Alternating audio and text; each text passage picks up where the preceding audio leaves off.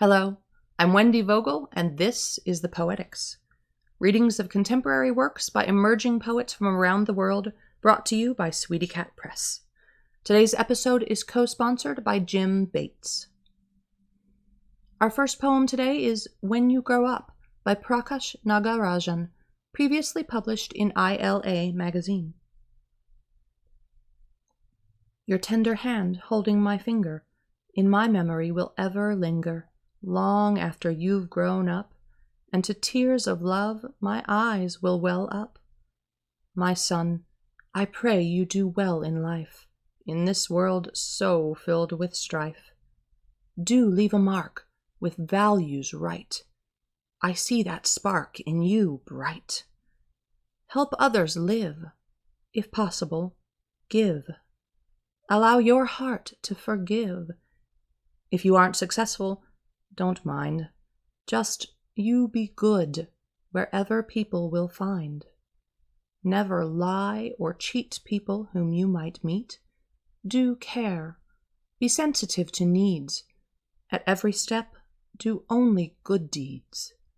Over time, when I'm old and gray, we'll feel proud hearing people say, your son is truly great, and to our view has far exceeded you. That was When You Grow Up by Prakash Nagarajan. Next we have Untitled by Bonn. That is the Celt in us, leaning by the kitchen door, watching a factory-sullied sunset, longing for the magic. That was Untitled by Bonn. Next is In the Beginning by Elaine Marie Carnegie. In antiquity I knew you, as the age-old chant began. I felt you course within me at the very dawn of man. I hovered in the darkness o'er the churning void below, lost in the experience of what I did not know. Within eternal darkness I remembered once again two measures of one being, a woman and a man. I felt the whisper that the wind evoked within my soul, revealed unto my spirit the unveiling of the scroll. I felt the first rainfall upon a time that was unknown. I knew the fall of man upon the lie of golden stone, remembered in the spirit from that ancient, aged dawn, were wings of light within my soul, upon once I had flown. Then in your eyes I recognized that kindred, daring flight, deep within the withers of the darkest of the night, when all was deathly silent, and there was no light at all. Upon the whisper of this time I heard the ancients call. The primal memory of you echoed on my skin, to tempt that which is sleeping to awaken once again. In this time I know you in the fullness of the light, yet I know I've known you beyond the edge of night. In antiquity I knew you, as the age-old chant began. I felt you course within me at the very dawn of man. That was In the Beginning by Elaine Marie Carnegie. Our next poem is Mordred the Magnificent and Melina the Marvelous by Gabriella Balcolm, previously published in On the Wings of Ideas.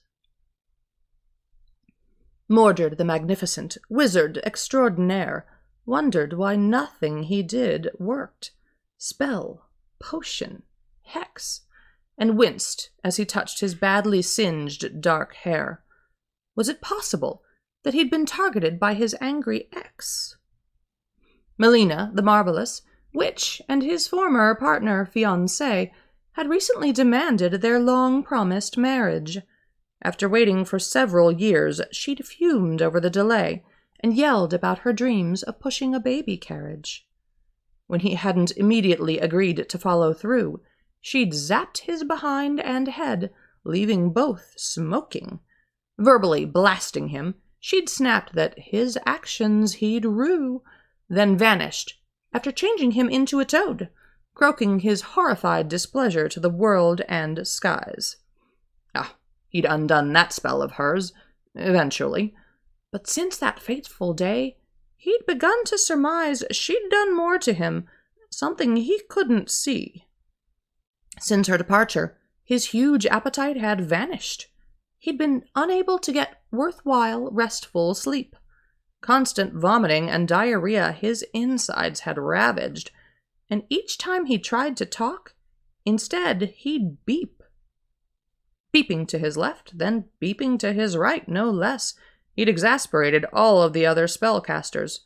They'd tried to help, with utterly no success, all the way from the apprentices to the masters. It had been to no avail. He still beeped, frantically ran for the toilet, and upchucked. His eyes were hollows, his nethers seeped. Clearly, he had truly been foilly rucked. When Melina finally showed up again days later, he collapsed, crying and remorseful at her feet. "Please, sweetheart," he begged, "don't be a hater. I'll do anything you say, any terms I'll meet." Pursing her lips and narrowing her green eyes to slits, she studied him intently for many a long minute. Then she said, "I recognize the problem. Don't have fits, Mordred. Marry me, and I'll help you undo it." The most lavish marriage of the century soon ensued, attended by every wizard, witch, and familiar. The feast afterward featured mouth-watering food, desserts, and nectars. The married ma'am and sir soon led all of the other attendees in the very first dance. "Melina, please," Mordred begged. "The curse?" Eager for his belly and bowels to calm, he cast a glance at the gourmet fare, longing to dive in head first. Whispering in his ear, Melina revealed the secret. Mouth gaping open and eyes stretched to popping, he didn't understand her unexpected words yet. Then, to the astonishment of all, he began hopping up and down and proclaimed loudly for all to hear, "When you give your word or make a promise, keep it. Don't cause loved ones pain or a single tear. My awful bouts with the vomit, poo, and piss were nobody's fault but mine. Truly, it wasn't even her. I broke years' worth of my oaths and vows, felt justified, and didn't expect consequences to occur. But my own conscience can take the bows." Publicly acknowledging his fault, righted his life. His stomach and bowels settled, long overdue. Kissing his not-so-patient but now happy wife, he professed, "Honey, you're extraordinary, too." Mr. and Mrs. Extraordinaire, now extraordinarier, lived a long, long life of contentment and bliss.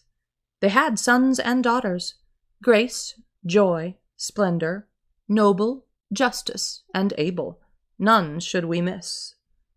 The parents' success was followed by that of their offspring, whose fame in magical circles spread far and wide. Their feats of both large and small proportions were unceasing, and when they gave their word, by it they did abide. That was Mordred the Magnificent and Melina the Marvelous by Gabriella Balcolm. Our final poem today is Rain by Mark Shiel. I remember the green pickup, coming home in the rain. From the barn to the house, my father carried me piggyback, beneath his oil-skinned slicker, below his wet straw hat.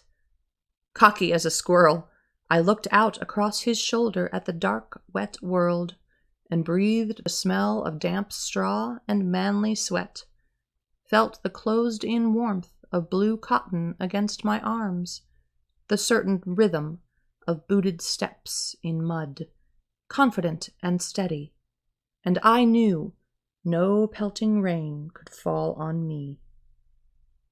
He might have warned me, Son, listen. Other rains will come, pounding shut your eyes on highways you'll never ask the name of. And the miles of rain I'd know would prove it true. But no, not then. He gave instead the gift of silence, bursting like a young oak, fragile as a bee's wing, as I rode blue cotton warm above my father's booted feet, steadfast in where we chose to go and how we meant to get there. That was Rain by Mark Shiel. And that's all for this episode of the Poetics. Thanks again to our generous co-sponsor, Jim Bates. For Sweetycat Press, I'm Wendy Vogel. Thanks for watching.